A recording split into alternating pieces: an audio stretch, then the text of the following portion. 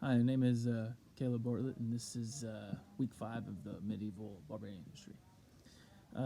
Roman identity in North Africa after the failure of the Western Empire was not significantly changed. Roman dress, ideology, and culture, to some extent, still remained. In later years, the language changed from Latin to predominantly Greek.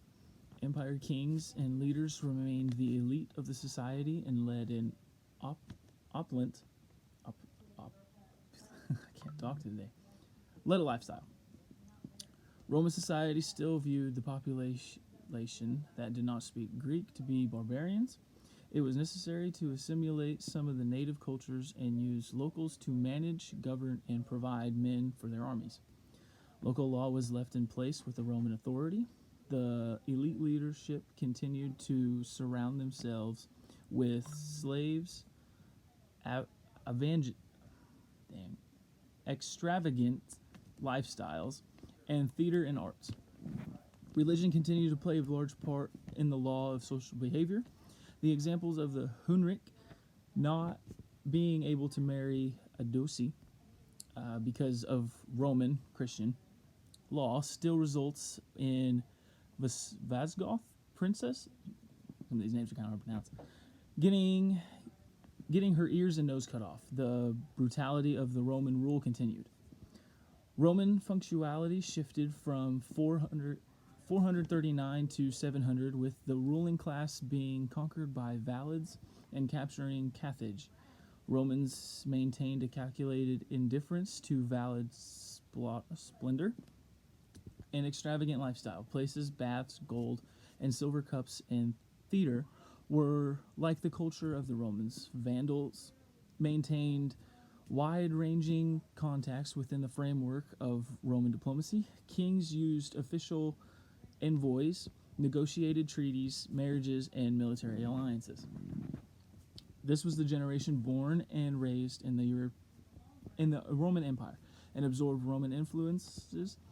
The Roman world was still hopelessly corrupt. Language and dress were all that the differentiated Valids from Romans in Africa.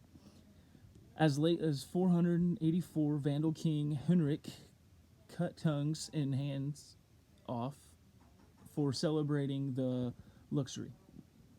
Information during this period, like the people, followed shipping routes. Communication during the time period was difficult at best. Over time, the reconciliation of the Romans and the Vandals became indistinguishable. Cities became centers of social elite and cultural arts. Perceptions stated at the end in the exile and not tortures. Romans still defined themselves as literate upper class in the empire. The entry of the Byzantine Emperor Justine in 539 maintained the organization in Africa that resembled the Roman structure. Huff staffs, a strong military society. Easterners made up the elite ruling, and not all appointments were made directly by the empire. Christianity will become more accepted instead of being persecuted. Romans were still an elite class, both literate and speaking Greek or Latin. They were considered a soft group by most non-Romans. Non-Romans were allowed to participate in government and lower levels of tax collection and defense. Romans considered the barbarians to be skin-wearing, uneducated, violent, and nomadic peoples. Even barbarians maintained a caste system where warriors were providers and women took care of the domestic chores. Material goods were not valid by those considered barbarians, as those groups not considered nomadic built fewer permanent structures as compared to the stone structures built by the Romans. Barbarian groups were constantly at war with each other, raiding between groups for booty, slaves, and livestock. In most cases, the barbarians simply tolerated the Roman elite and stayed within the local society. Religion started this era persecuting religious groups as detaints were golden status or idols. Reaction by the Romans in the early years was brutal.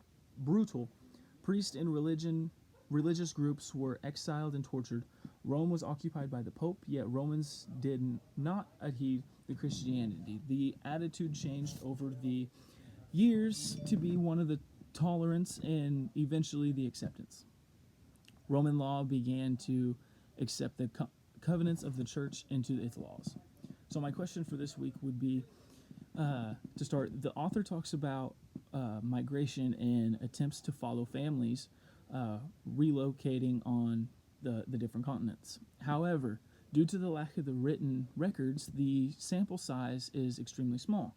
So my question is, how accurate can his assumptions be with there being so little records?